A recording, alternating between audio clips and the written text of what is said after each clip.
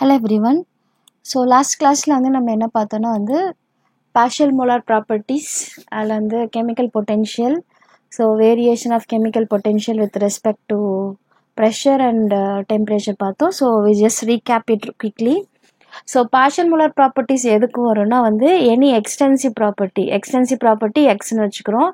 அந்த x வந்து எதுவாக வேணா இருக்கலாம், internal எனர்ஜியாக இருக்கலாம், என்தால்பியாக இருக்கலாம், entropy, Helmholtz free energy, Gibbs free energy. இது எல்லாமே வந்து function of temperature, pressure and number of moles. Number of moles வந்து இப்போ for first particle n1 வச்சுட்டா ரெண்டாவது particle n2 வச்சுட்டாக்கா இப்போ அந்த மாதிரி I constituents இருந்துச்சுனாக்கா we have up to ni. Okay, அப்போ இந்த ni வந்து நம்ம எப்படி எழுதலாம்னா n1, n2, n3, ni, nj வரைக்கும், where I is not equal to j. Okay, so for a small change in the property, the dx வந்து the total differential can be written in terms of partial differential பார்த்தோம். And when you are just differentiating any extensive property with respect to number of moles is known as the partial molar property அப்படின்னு சொல்லுவோம். So அந்த மாதிரி வந்து various ப்ராப்பர்ட்டிஸ்க்கு we can write dou x by dou ni வந்து நம்ம apply பண்ணி we can write it for partial molar internal energy வந்து EI bar அது வந்து DE by dni, HI bar வந்து dou H by dou ni, SI barனா வந்து DS dou S by dou ni, VI barனா dou V by dou ni, Helmholtz free energy AI bar equal to dA by dni. இந்த மாதிரி எல்லாத்துக்குமே partial molar அந்த property பேர் வந்துடும். So அப்போ partial molar Gibbs free energyக்கு மட்டும் இன்னொரு பேர் இருக்குது, அதுதான் வந்து chemical potential அப்படின்னு சொல்லிட்டு பார்த்தோம். அதுக்கப்புறம் கெமிக்கல் பொட்டென்ஷியல் வந்து பார்த்தீங்கன்னாக்கா mu equal to G I bar equal to doji by to N I அப்படின்னு சொல்லிட்டு பார்த்தோம். இந்த எண்ணெய் வராது, டி வெறும் டோஜி பை டோ என்ஐ மட்டும்தான் வரும். ஓகே, ஸோ அப்புறம் கிப்ஸ் டியூஹம் ஈக்குவேஷன் பார்த்தோம். கிப்ஸ் டியூஹம் ஈக்குவேஷனா sigma n i d mu i bar d mu i equal to 0 summation or n d mu 1 plus n d mu 2 plus dot n d mu I equal to 0. இந்த மாதிரி எல்லாம் இல்லை, இந்த total summation எல்லாம் equal ranges from 1 to n எத்தனை particle இருக்கும். தென் chemical பொட்டென்ஷியலோட variation அது வந்து dg equal to vdp and sdt, அதை வச்சுட்டு vனா என்ன எஸ்னா என்ன இந்த குவான்டிட்டி எடுத்து பண்ணிவிட்டு then mu i equal to doji by to n i, அந்த மியூ ஐ வந்து டெம்பரேச்சர் வச்சு பண்ணுறப்போ எஸ்ஐ பார் வரும் மைனஸ் எஸ்ஐ பார், அண்ட் அந்த மியூ ஐ வந்து பி வச்சு பண்ணுறப்போ விஐ பார் வந்துச்சு. ஸோ இந்த ரெண்டு இதோட வந்து நம்ம முடிச்சு வச்சிடணும். ஓகே, ஸோ அடுத்து நம்ம என்ன டாபிக் பார்க்க போகிறோம்னா வந்து தேர்ட் லா ஆஃப் தெர்மோடைனமிக்ஸ். ஏற்கனவே வந்து நம்ம அதை ஸ்டேட்மெண்ட்டில் பார்த்தாச்சு பவர் பாயிண்டில். So once again will see what is third law of thermodynamics, அது எதுலேருந்து வந்துச்சு. So before going to the third law of thermodynamics we have Nernst heat theorem. So Nernst heat theoremனா என்ன அப்படின்னு சொல்லிட்டு நமக்கு தெரியணும். ஓகே, ஸோ Nernst heat theoremனா the value of dou delta G by dou T approaches 0 gradually as the temperature tends to 0.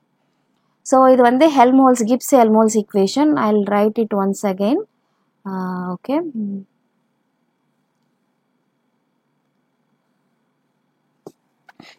நமக்கு தெர்மோடைனமிக்ஸில் what we have to know Gibbs-Helmholtz equation. Helmholtz equation. So அது என்ன, delta G is equal to delta H minus T delta S. இதுதான் வந்து Gibbs-Helmholtz equation, right? So இப்போ வந்து இந்த equation இருக்கு இல்லையா, இதை வந்து நம்ம ஃபஸ்ட்டு டெம்பரேச்சர் ஈக்குவல் டு 0 அப்படின்னு போட்டால் என்ன வரும், இந்த செகண்ட் டேர்ம் வந்து டோட்டலாக 0 ஆகிடும். Suppose delta G equal to delta H when at T equal to 0. Sir capital T, small டியில் கேபிட்டல் டி, டெம்பரேச்சர் 0 ஆகிறப்போ. So call this as a equation 1, this as a equation 2. again equation 1 திருப்பி எடுத்து எழுதுங்க. what is that, delta G equal to delta H minus T delta S. இந்த ஈக்குவேஷனை டெம்பரேச்சரை பொறுத்து differentiate பண்ணுங்க. Differentiate with respect to temperature பண்ணுறப்போ first term வந்து no temperature term. இப்போ dou delta G by dou T equal to இந்த term மட்டும் தான் differentiate ஆகும். அப்போ என்ன ஆகும் minus delta S ன்னு வரும். dt by dt வந்து 1 இல்லையா. இப்போ வந்து சம்திங் லைக் 2x இருக்குன்னா டிஃப்ரென்ஷியேட் பண்ணால் 2ன்னு வரும் இல்லையா. அது இப்போ டெல்டா எஸ் வந்து கான்ஸ்டன்ட், அப்போ டீயை மட்டும் தான் டிஃப்ரென்ஷியேட் பண்ணுறோம், அப்போ டெல்டா எஸ் வரும். Call this as equation 3. இந்த ஈக்குவேஷன் 3யை வந்து நம்ம ஈக்குவேஷன் 1ல சப்ஸ்டியூட் பண்ணலாம். ஸோ ஈக்குவேஷன் 3 வந்து என்னது, dou delta G by dou T is equal to minus delta s. இது வந்து equation 3. equation 1 என்ன, delta g equal to delta h minus t delta s.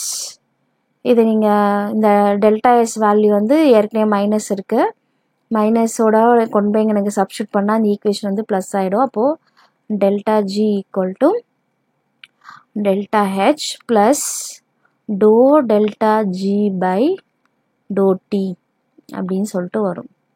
Okay, plus dou delta g by dou t at constant pressure. Call this as a equation 4. இது வந்து equation 1.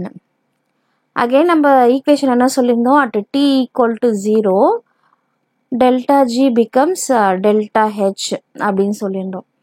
இப்போ இதுதான் வந்து நம்ம என்ன சொல்ல போகிறோம்னா வந்து delta limit t tends to 0 delta g equal to 0. Similarly limit t tends to 0 delta h equal to 0. Okay, இதை இப்படி எழுதலாம்.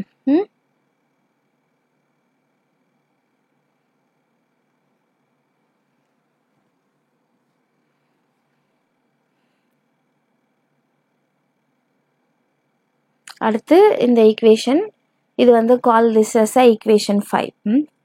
ரெண்டுத்தையுமே ஈக்குவேஷன் 5 வச்சுக்கோங்க.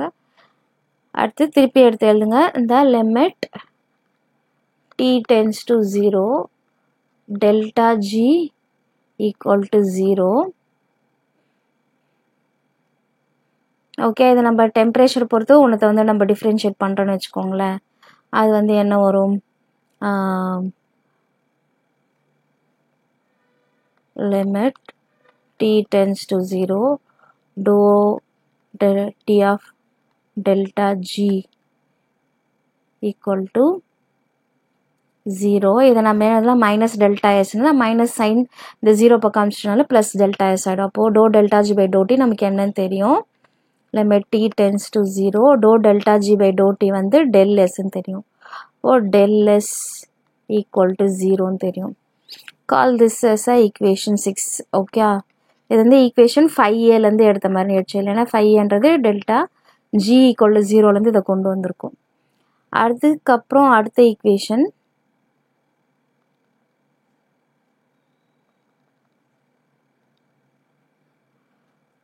இது ஒரு result like limit t tends to 0 delta s equal to 0. இது வந்து நம்ம என்ன சொன்ன ஈக்குவேஷன் 6ன்னு எடுத்துக்கோங்க.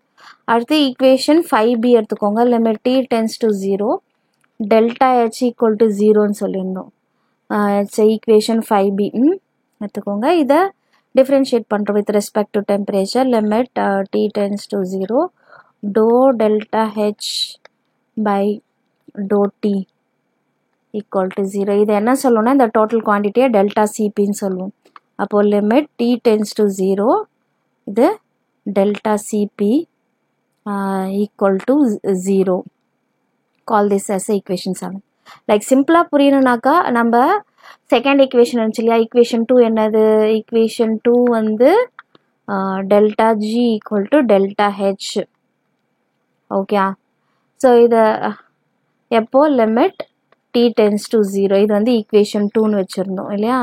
ஸோ இந்த ரெண்டு ஈக்குவேஷனையும் d by dtயால் ரெண்டு சைடு நம்ம டிஃப்ரென்ஷியேட் பண்ண என்ன ஆகும், ரெண்டு ஈக்குவல் டு 0ன்னு வச்சுருந்தோம் இல்லையா.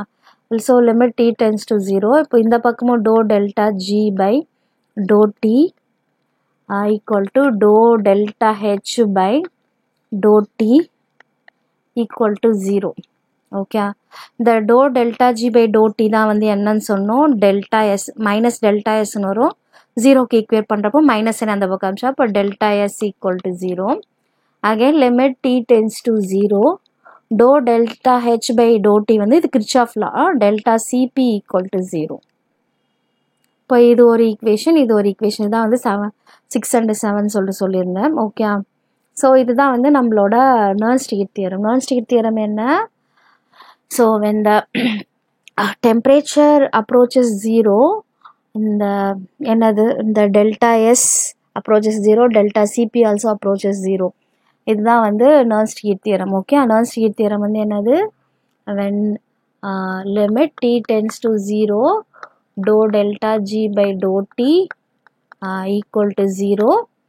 அதே மாதிரி limit t tends to 0, dou delta H by dou t equal to 0. Simply our first statement என்னன்னா limit t tends to 0, delta H equal to 0, limit t tends to 0, delta H is equal to 0. இதுதான் வந்து first Nernst-Heat theorem.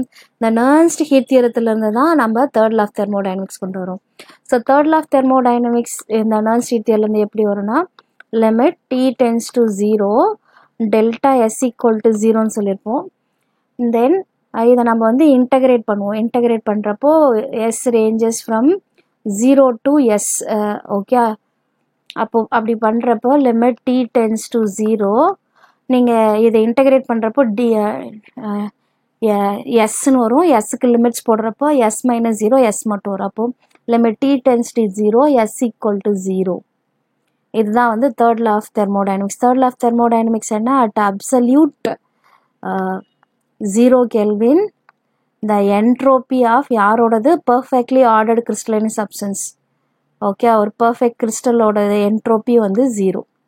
இதுதான் வந்து third law of thermodynamics. So we'll just go to the statement again. இதான் நம்ம இங்கே derive பண்ணியிருப்போம். So இதை நம்ம எவ்வளோ நேரம் ஒர்க் அவுட் பண்ணலையோ அதுதான் இது. So from the Gibbs-Helmholtz equation we can write it this. அதுக்கப்புறம் limit t tends to 0, dou delta G by dou T, dou delta G by dou H equal to 0. dou delta G by dou T வந்து del S, ஏன்னா இந்த equation differentiate பண்ணுறதுனால வர்றது. Okay, அடுத்து dou delta Cp வந்து இந்த dou H, இது ரெண்டுமே வந்து it becomes இண்டிவிஜுவலாக ஈக்குவேட் பண்ணுறோம். இப்போ ஈக்குவேட் பண்ணுறதுனால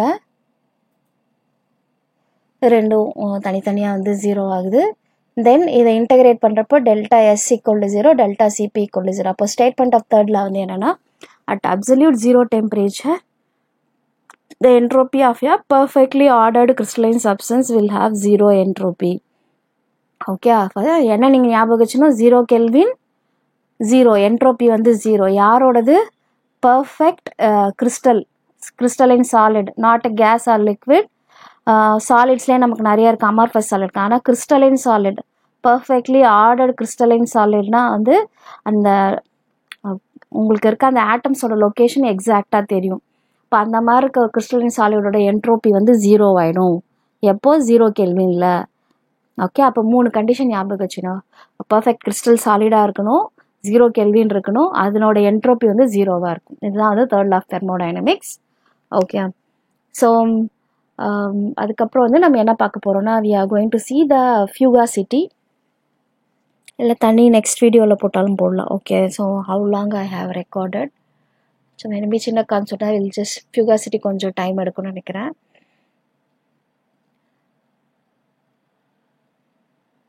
Just see.